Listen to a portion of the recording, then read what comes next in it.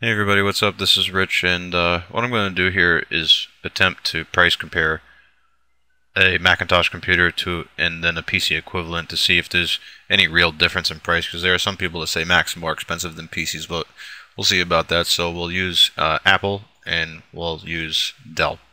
So I'm going to configure an Apple first, and I've already got the iMac up here for $1,199. Specifications: I got gig of RAM, 250 gigabyte hard drive, an 8-speed DVD read-write with dual layer, mouse, keyboard, 2 gigahertz Intel Core 2 Duo, 128 megabyte video card, 20-inch glossy widescreen, AirPort, which is wireless, and Bluetooth. So I did not put anything else in here, so I didn't put the .Mac, and I didn't put any extended Apple Care protection plan here, so total price is $1,199.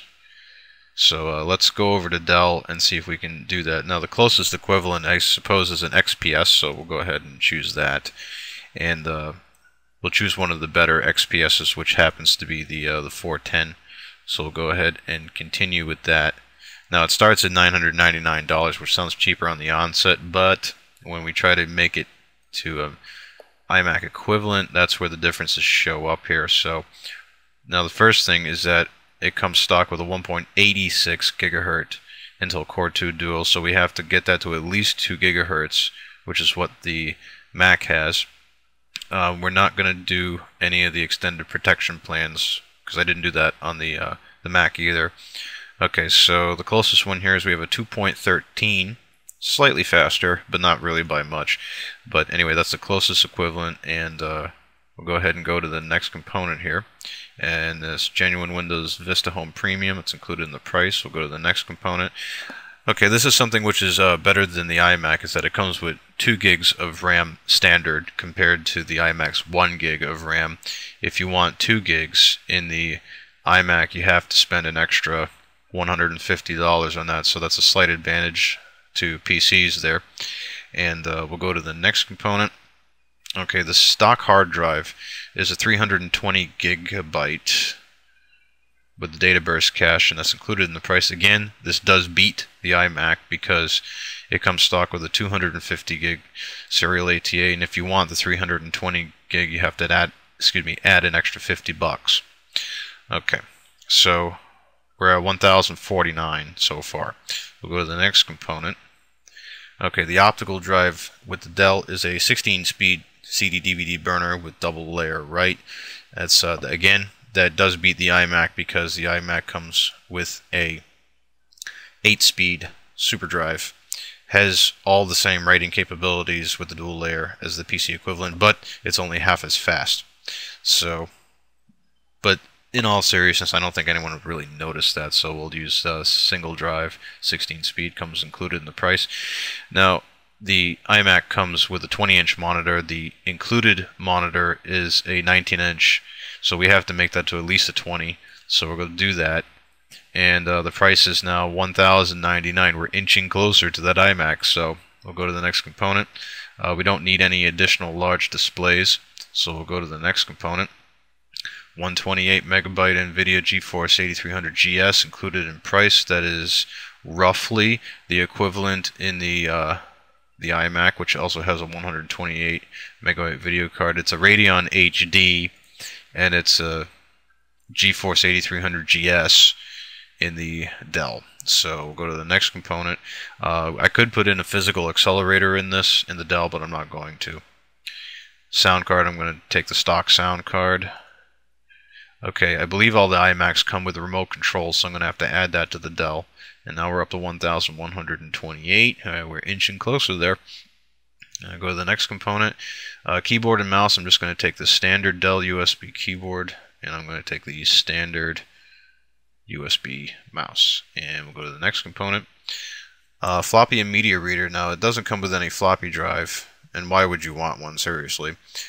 You could put in a 13-in-1 media card reader, but I don't believe the iMac comes with that, so we're not going to add that. And we'll go to the next part. Modems, who uses those? Okay, optional ports. The iMac, I believe, does come with a FireWire adapter port, so we'll have to add that. Now we're up to 1,158. Next component. The iMac does not come with a printer. I'm not going to add a printer to the Dell. The iMac, I believe, comes with built-in speakers. So we're going to take the included speakers, which are 10-watt flat panel attached speakers for analog flat panels. That's fine. And we'll go to the next component.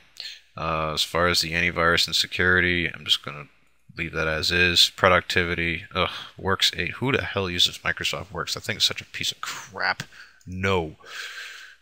Next component. MyBurn digital editing software. No, I'm not going to bother with that. Top selling software. I'm not going to bother with that. Desktop accessories. Okay, is there anything here? No, I'm not going to add anything here. Networking options. Okay, we have to add some kind of wireless deal here. So, okay, we have a 54 megabyte wireless USB 2.0 adapter. We'll add that. And wireless range mix. Okay, this one is a little better, but we're trying to get, to the closest equivalent here. They're both USB based anyway, and the other ones are just routers. So I'll add the USB to. Now we're at 1,198. We're only $1 less than the iMac. Here's some gaming stuff. I'm not going to worry about that. Warranty and service. Okay, this is cool that Dell does offer this. I will admit, it's a 1-year in-home service, parts and labor, 24-hour support. Whether you love or hate Dell support, at least they have in-home service, and what that means is that for stuff that breaks, you don't have to ship out the box. They'll come to your house. That's nice. That is an advantage over. I suppose if you get the Apple Care protection, you can get that too with the Mac, but the standard service is in-home. So that's with the Dell. So it's actually pretty cool. Protection. Okay, that's extended protection. We don't need that. We don't need started help. We don't need online backup. PC tune-up, no. Installation services, none. Dial-up internet access. Who uses that? Jeez. Environmental options. Okay, well, this is nice, and I believe Apple offers similar offerings where they recycle computers if you want to, so that's pretty cool. Okay. Checking status of the build. And the final price is $1,198 before tax and shipping. The iMac, you're going to spend a whole $1 more. So the Apple is more expensive by $1. That's basically it. PC equivalent, $1 less. The only things in the PC which are better than the Macintosh is that you do get 2 gigs of RAM, you do get a bigger hard drive, you get a optical drive which is twice as fast, but the monitor is not as good as the one on the iMac. The video card is not as good as the one on the iMac. And the remote control is probably not as good as the one on the iMac either. But everything else is pretty much the same. So if you want a little extra hardware advantage, you go with the PC. But if you want, the better display, and I'm pretty sure the wireless airport works better, and it's got the Bluetooth. So I didn't see any Bluetooth options on the Dell, so I don't know if it has it or not. I don't believe it does, but this is essentially an equal match here. So the XPS 410 to the iMac. The PC is a little faster, but only just barely. So to all you guys that think that Macs are more expensive, and put it this way, I am not a Macintosh fan. I actually like PCs better. But for those that say, they're so much more expensive, not really. So just make sure that you compare apples to apples. And I'm sure there's going to be some PC guys or some Apple guys that say that this setup is inferior or superior to the iMac or to the Dell or vice versa. So, but generally speaking, this is roughly the equivalent. So that's it. If you want to buy a PC, you save $1. Yay.